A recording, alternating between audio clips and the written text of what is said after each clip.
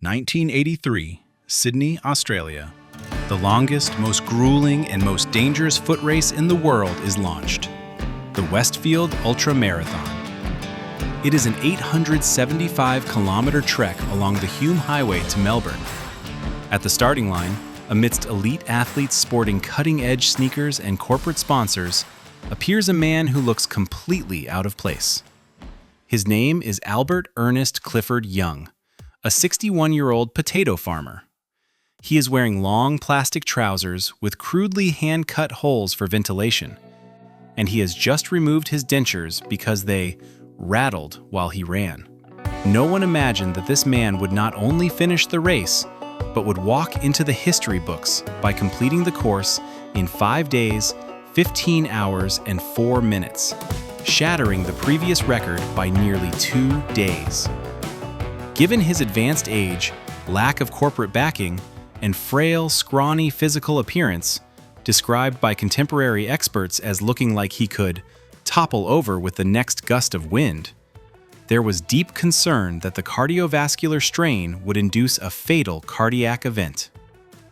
When intrigued reporters aggressively questioned his qualifications to survive such a brutal endeavor, Young calmly recounted his history of occupational conditioning. He said, "I grew up on a farm where we couldn't afford horses or four-wheel drive vehicles. Every time the storms came, I had to go out and round up the sheep. We had 2,000 head and 2,000 acres.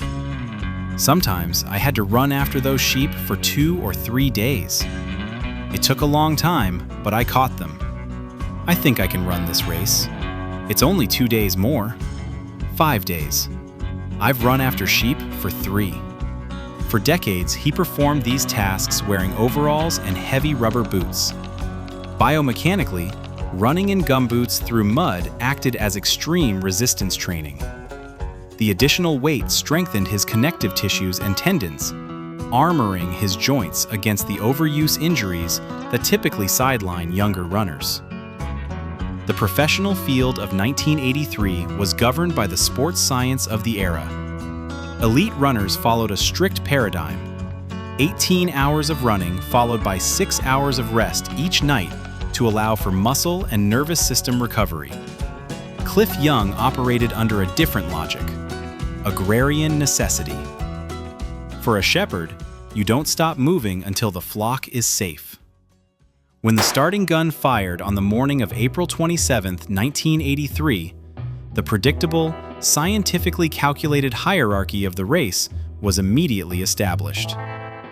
The elite athletes, clad in nylon, accelerated quickly from the finish line, leaving Young lagging at the back of the pack with his powerful, loping strides.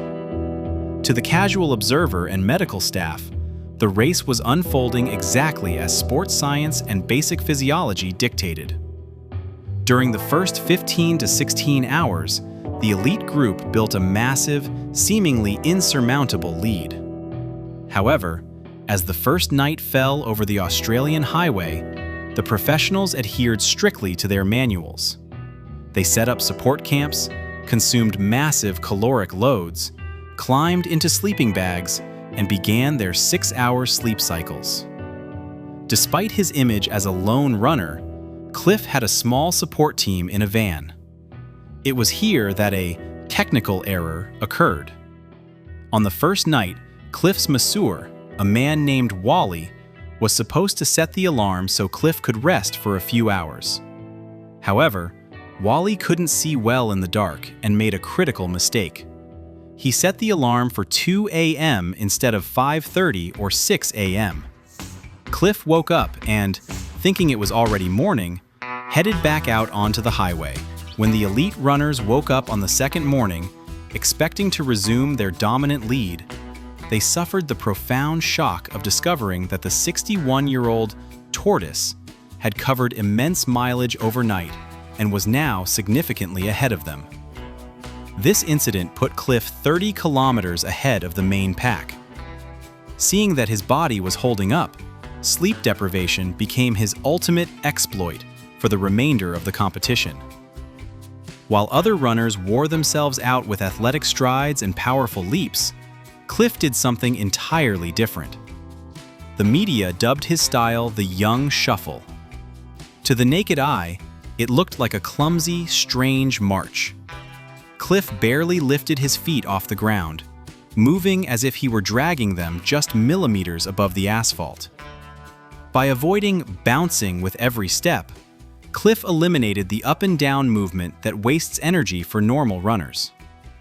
Instead of his knees and ankles taking the violent impact against the ground, his larger muscles, like the glutes and thighs, absorbed all the pressure.